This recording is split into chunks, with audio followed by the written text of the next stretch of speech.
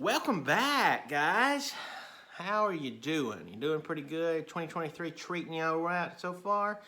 So yeah, been kind of behind on the movie thing lately. I'm trying to catch up, play catch up as it is.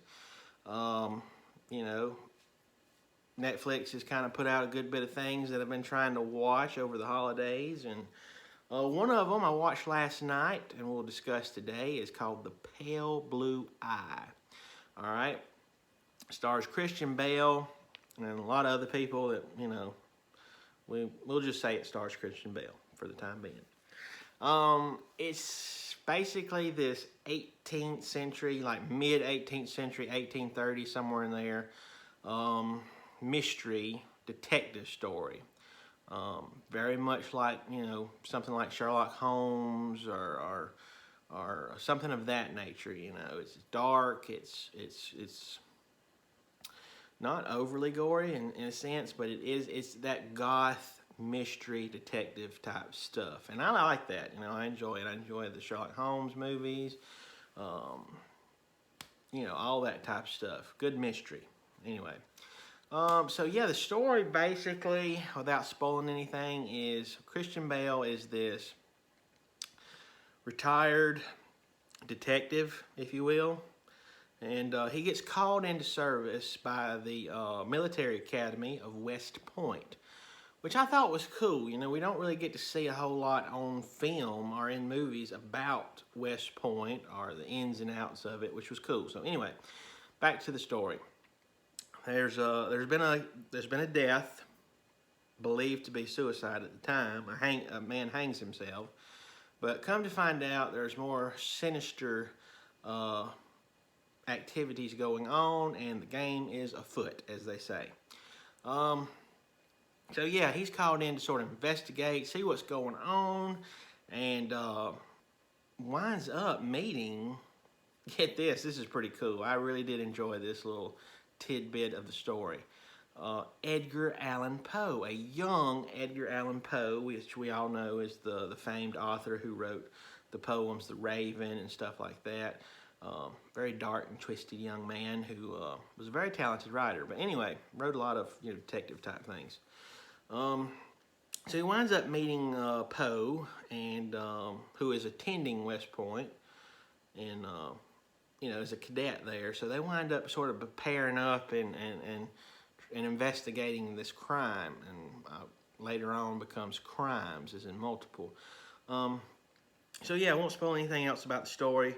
Let's just get into what worked. What worked was this film captures, it captures that era, it captures the mystery, the detectives type story. And so yeah, it's a really good mystery thriller, okay? There's not a lot of action in it, so don't go in expecting, standard Christian Bale, beating people to a bloody pulp like Batman, but he gets his detective on in this movie, and he does a fantastic job. He does a good performance, solid performance in this movie. And the young guy that plays Edgar Allan Poe, I think his name is Harry Melling or something like that. He's been in the Harry Potter films, I believe. But he does an incredible job of capturing Edgar Allan Poe, down to the look, the everything. He almost steals the show from Christian Bale, almost. But yeah, fun to watch. He was a blast to watch play Poe. You can kind of see there's little nods here and there to his writings. You see a raven show up. It's obviously a homage to the Raven. Anyway, so yeah, it's a good thriller if you like mysteries and you like that setting. But it's a little on the dark side. It's got some, it delves into the occult a little bit, and as far as the reasonings behind these killings and things like that. So it's a little dark in that sense, not for the kids. It's a little on the mature side for that. But there's just a great twist, right? Okay, I'm not going to spoil it, but the twist at the end is phenomenal. If you go back and rewatch it, in which I've heard people say, excuse me, If you go back and rewatch it, you can kind of see where the twist will come. You know, you kind of see it building toward that. But when you're watching it first time initially, no clue whatsoever, and it just catches you by surprise. And I enjoy that as a movie watcher. I like to be surprised. I like to be, you know, kept guessing, and this movie does that. However, on the what doesn't work side again is it's a little long, it's a little draggy in spots, and you know, it feels like it never quite got its traction going.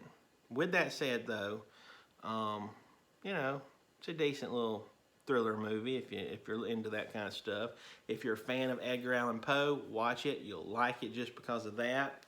Like I said, you know, if you dig Poe and you dig his poems and stuff, it's cool to watch that, just that aspect alone. All right, it's on Netflix, streaming right now. It's 2 hours and 10 minutes, so like I said, it's a little on the lengthy side, not too much. Stars Christian Bale and a slew of other people in it as well. The director actually is the director who directed Bale in, like, what was the name of that movie? The Furnace, I think it was. It was their first collaboration, and then after that, of course, was Hostiles, and then this one. So they've worked together, Christian Bale and this director, I think his name's Scott Cooper or something like that. They've worked together quite a bit, and they've sort of got that flow going in their collaboration. So, pretty cool movie. It's a little dark, a little goth, you know, mystery type thriller. If you're into that sort of era, check it out. I think you'll like it, okay? Like I said, it's on Netflix. As always, this has been my humble opinion, and opinions are like butts, everybody. Some of us has got them, and well, all of us has got them, but some of them stink, right? Later.